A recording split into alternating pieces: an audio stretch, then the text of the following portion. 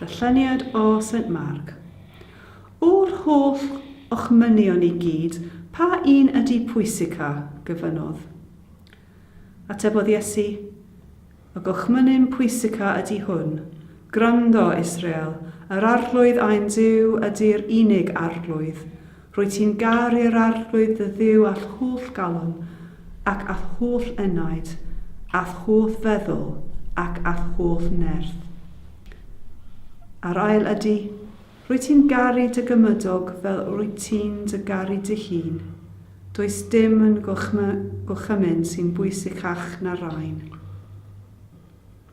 Diolch i ti fy arglwydd Iesu Grist am yr holl ddoniau i roddais di mi, am yr holl bwynau a'r sahad, y ddygais drosoff. O dricarwch a fwaredwr, gyfaill a brawd, bydde di mi dy adnabod yn gliriach, dy garu yn anwylach, a ddilyn yn agosach, ddydd ar ôl dydd. Amen. Arglwydd, fy dygais mae diwedd yw ein holl weithredwth heb gariad.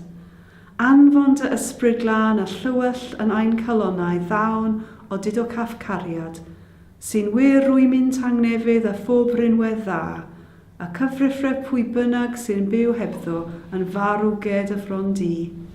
Caniata hyn mwyn dy unig fab Iesu Grist, sy'n fyw ac yn tyrnasu gyda'r ddi, yn un dod ar ysbryd glân, yn un Duw, yn awr ac am byth. Amen. O Dduw ein tad, yr wyt ti'n ein harwain ni ar hyd llwybrau cyfarwydd ac angyfarwydd.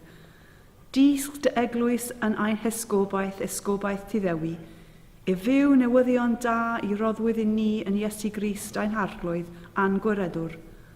Gwna ni'n oleuni yn dy fyd di ac a gyfoga ni i fod yn partneriaid yn dy genhedlaeth di, fel y bydd eraill yn dod o hyd i'r ffordd at y ti. Amen. Ein tad, yr hwnnwynt yn y nefoedd, sancteiddio dy enw, deleg dy deyrnas, gwanela dy ewyllus, megis yn y nef felly ar y ddeia hefyd. Dyro i ni heddiw ein bara benyddiol y maddau i ni a'i dyledion fel y myddaiwn ninnau i'n dyledwyr, ac nac arwain ni i brofedigaeth, eithau gwared ni rhag drwg, canes a ddod ti o'r deyrnas, a gallu a'r gogoniant yn oes oesoedd. Amen.